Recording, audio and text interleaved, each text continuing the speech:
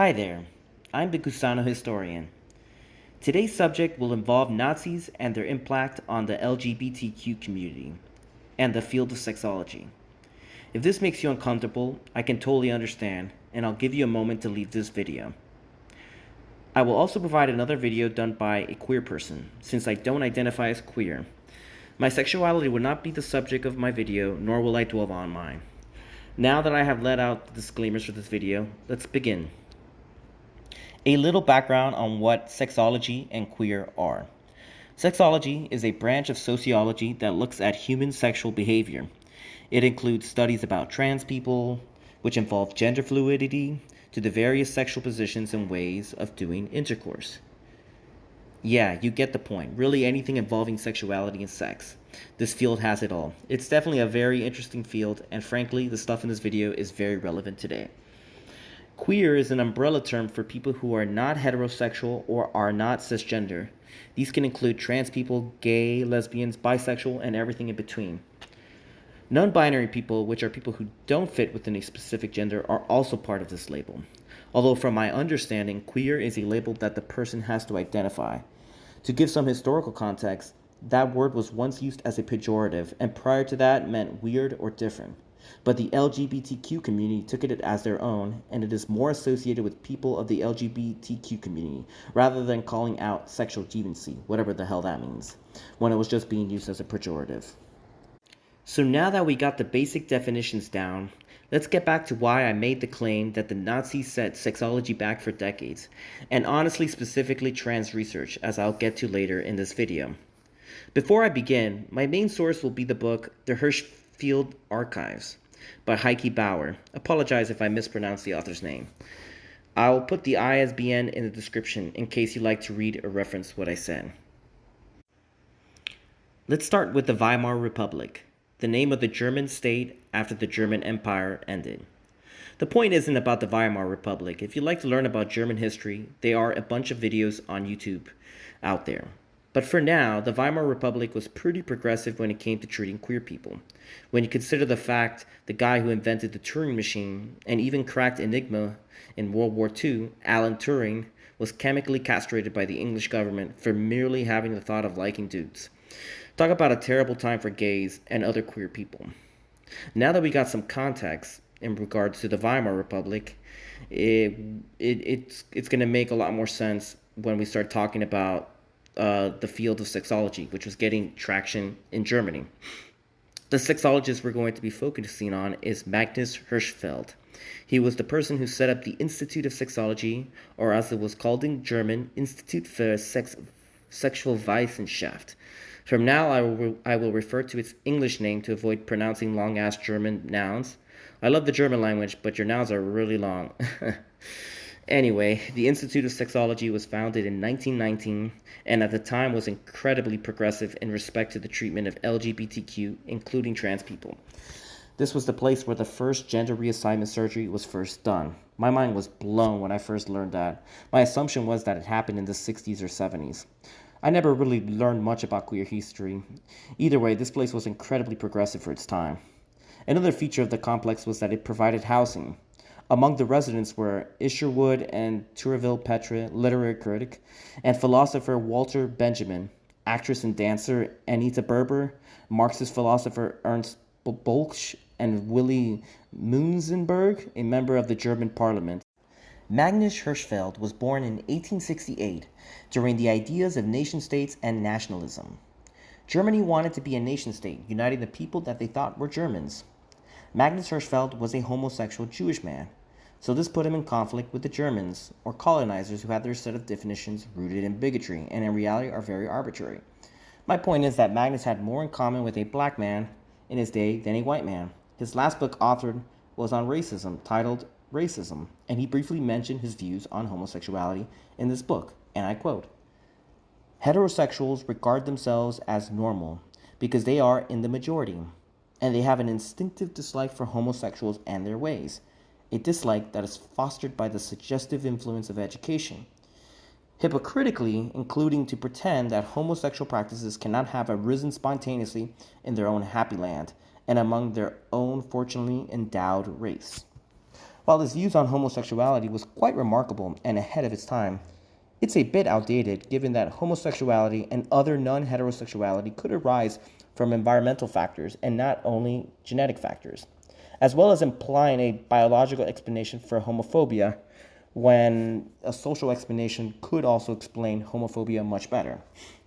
Nonetheless, his views questioned whether heteronormativity was a correct view or just a dominant view, and he correctly deduced that other forms of sexuality can be valid even if in the cultural setting it is frowned upon or done by a minority of people. He was able to see the intersectionality between race, class, and sexuality. If it wasn't implied, he had a distaste for the imperial projects that were happening around the world, including Germany, what Dennis Prager would call woke. This is not to say Hirschfeld didn't have a lot of privileges in his life. Like Karl Marx and other famous sociologists of the 19th century, these people were educated and thus had the wealth to go to a nice school. This is why privileged people tend to be blind to it unless pointed out by someone who is outside the metaphorical box that society places us in. Essentially, while Hirschfeld was against colonization and imperialism and was for the acceptance of queer people, he nonetheless benefited from colonial expansion, and this is an example of history never being so black and white. From my personal experience as someone who loves Marxist theories and has dabbled with some postmodern thinkers, Foucault, if my own privilege didn't afford me a good education, access to resources, I wouldn't have discovered all this about the world. But at the same time, my privilege has blinded me from many injustices because of my privilege as someone living in the United States. Hirschfeld studied literature before moving on to study medicine to become a doctor. He studied medical school at Friedrich Wilhelms University, now called Humboldt University of Berlin in the present day, for any German viewers or listeners. By 1892, he had graduated, and he specialized initially in influenza and their influence on the central nervous system, initially following in his father's footsteps, who also studied in the same university. At the time, this university was one of the first medical schools in the world advocating for public health. Mind you, this was near the time the Spanish influenza like COVID would surge across the world, destroying many people in the process. Anyway, this won't be about viruses, but about sex, which is what the audience came for, not some pathogens. But before I step out of viruses, one interesting thing was that Hirschfeld had a pretty modern view of influenza at the time, even having more of an interest in the effects of the virus rather than the epidemiology. For example, he noticed that some soldiers affected by influenza got depression, hysteria, etc. This is also similar to how COVID can have a long-haul symptoms and can cause some cognitive decline in some people who got COVID. Nonetheless, very fascinating given this was medical research over 100 years. Also, during his early years, he was also a supporter of eugenics since he incorrectly deduced it could help public health.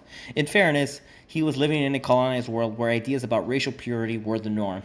That being said, eugenics is definitely an awful position to hold and was one of the roots of Nazi ideology. In other words, if you believe in eugenics today, you're a piece of shit. Just saying. Despite Hirschfeld's early career ignoring the problems of racism and colonization, he soon would work on a pamphlet that links colonial politics with the homosexual movement, titled Sappho und Sokrates, and written in 1896 under a pseudonym.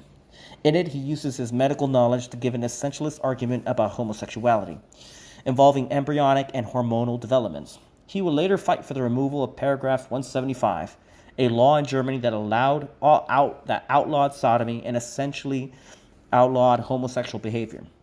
He would feature in a political cartoon in 1909. The top caption says, in German, "Hero of the Day." The caption in German in the bottom translates to, "The foremost champion of the third sex." Third sex is an archaic way of saying non-binary, but any queer history experts, please correct me if I'm wrong.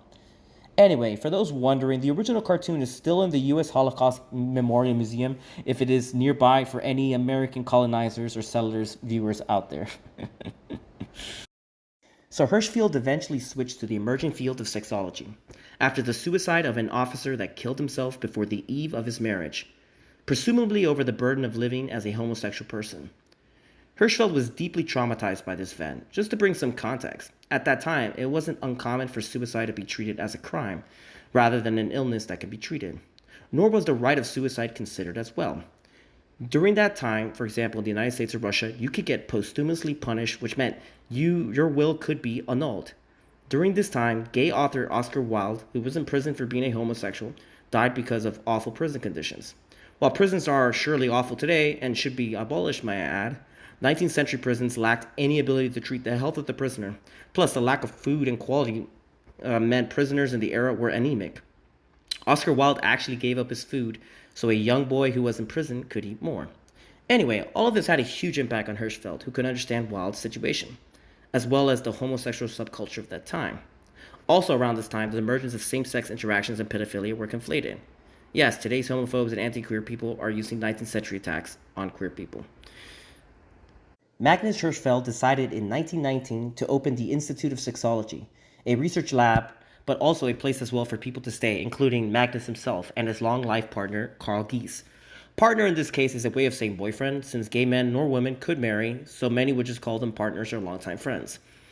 Like alluded in the beginning, this place was a research place that attempted to be inclusive in this emerging sexology field. It included studying gay, lesbian, bisexual, transgender, and even intersex people.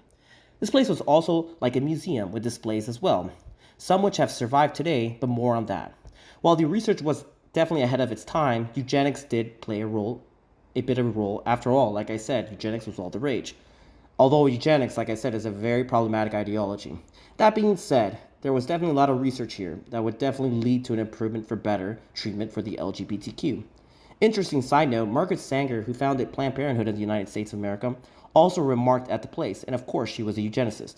Nonetheless, she was pivotal for abortion rights. Anyway, another problem with the Institute was that all people working there were men. Although, to be fair to the place, men were only allowed to go to college, so this was more of a systemic issue rather than the Institute being sexist towards women per se. That being said, Hirschfeld was connected to the feminist movement, including his sister, a feminist author named Francisca Mann. This would be around the time women were fighting for universal suffrage, or the right for women to vote. The place was one of the safest places for people who didn't fit their assigned gender and could safely identify with the gender they feel comfortable with. The first patient was Dora, but her dead name was Rudolph Richen. Dead name means the birth name that is no longer the name of the person once they transition to the desired gender. Please correct me if I'm wrong. Any mistakes from trans people, feel free to correct me since I'm a cis man. In 1922, Dora had gone under a castration procedure, followed by hormone treatment. Big side note, I have no clue about the transition process today. I haven't researched it myself, but if someone in the comment section wants to divulge, please do. I like to know your experiences if you're comfortable. Anyway, she also went to receive a penectomy, or removal of the penis and testicles, and vaginoplasty, or the construction of the vagina. The surgeon who performed this was a doctor staffed in the Institute, Levi Lenz. Now, most of you must be wondering, what happened to this research place? Does it exist today? Here's where it gets a bit dark. Feel free to close the video too, since I will bring, of course, the Nazis, because, well, it's the 30s and late-stage capitalism is still happening. Still happening, of course, and the meta of colonization was getting more extreme due to the popularity and inclusion of eugenics and racial science. Anyway, once the Nazis took power and did their infamous book burnings, also a staple of American public school systems as well, in May 1933, a Nazi youth group stormed the building. At the time, Magnus wasn't there. But Dora, the first transgender patient, was allegedly there. It is suspected she was killed, which was very unfortunate since she could have been a primary source of accounts for her transition. And also, she should have lived. No one should kill someone for being trans. This also coincided with the gay purges that were happening under Hitler, similar to the Lavender Scare in the United States. Anyway, they confiscated all the books, knowledge may I add, important knowledge important to human history. They also razed the building or demolished it. Like I said earlier, we don't know what happened to Dora. She was living there at the time. My optimistic self wants to believe she escaped, but it is presumed she died. Rather than end on a sad note, let's talk about what did survive. While the Nazis might have destroyed the building and the books, people will always try to make backups in case of accidental or deliberate destruction. In other words, things can survive, and fortunately we have some today.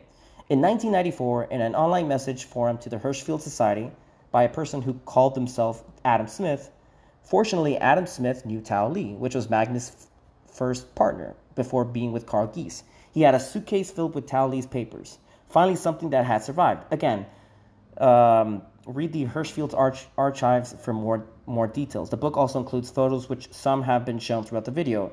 Because of this, we now know a bit of early modern queer history. I hope everyone found this video interesting. I know this covered some dark times and of course skipped a lot for brevity. Please feel free to critique this. After all, I'm a cis man and my perspective is limited. I may have left out something important or misunderstood a definition, but at the end of the day, I hope I was able to educate y'all on some part of history that is honestly rarely talked about. Hasta mañana.